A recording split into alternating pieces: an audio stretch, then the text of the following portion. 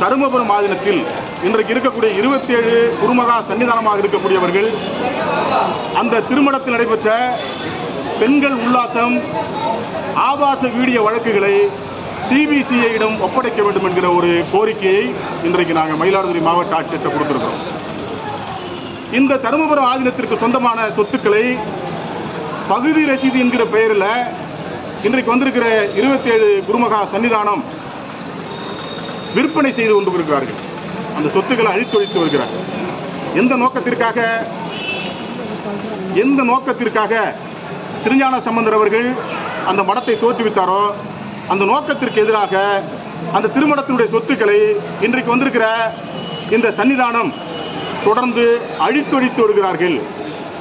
இந்த சீர்காழியில் மட்டும் 1500 கோடி ரூபாய்க்கு இந்த தருமபுரம் ஆதீனத்தினுடைய சொத்துக்கள் விற்பனை செய்யப்பட்டிருக்கிறதாக இன்றைக்கு சென்னை உயர்நீதிமன்றத்தில் ஒரு பொதுநல வழக்கு தொடரப்பட்டு அது 12 வாரங்களுக்குள்ளாக அந்த சொத்துக்களை திரும்ப ஒப்படைக்கணும்னு சொல்லிட்டு அந்த மாவட்ட ஆட்சியர் அவர்கள் சம்பந்தப்பட்ட இந்து அறநிலைய ஆட்சித்துறை அவர்களுக்கு ஒரு உத்தரவை பிறப்பித்திருக்கிறாங்க.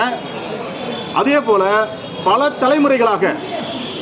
தலைமுறைகளாக வைத்திருக்கிற அந்த மடத்தினுடைய சொத்துக்கள் பட்டியல் சமூகத்திடமிருந்து அடியாட்களை கொண்டு போலீஸை வைத்து அவர்களை விரட்டிவிட்டு அந்த இடத்தில் இன்றைக்கு பிளாட்டு போட்டு வீட்டு மனைகளாக இன்றைக்கு விற்பனை செய்து கொண்டிருக்கிறார்கள். இது தடுத்து நிறுத்தப்பட வேண்டும் என்று இன்றைக்கு மாவட்ட ஆட்சியர்கிட்ட இன்னைக்கு ஒரு கோரிக்கை இன்னைக்கு மனுவாக நம்ம கொடுத்திருக்கிறோம். ஏற்கனவே இவைகளெல்லாம் பதிவு தபால் மூலமாக சம்பந்தப்பட்ட 27 துறைகளுக்கு நாம் அனுப்பியிருக்கிறோம்.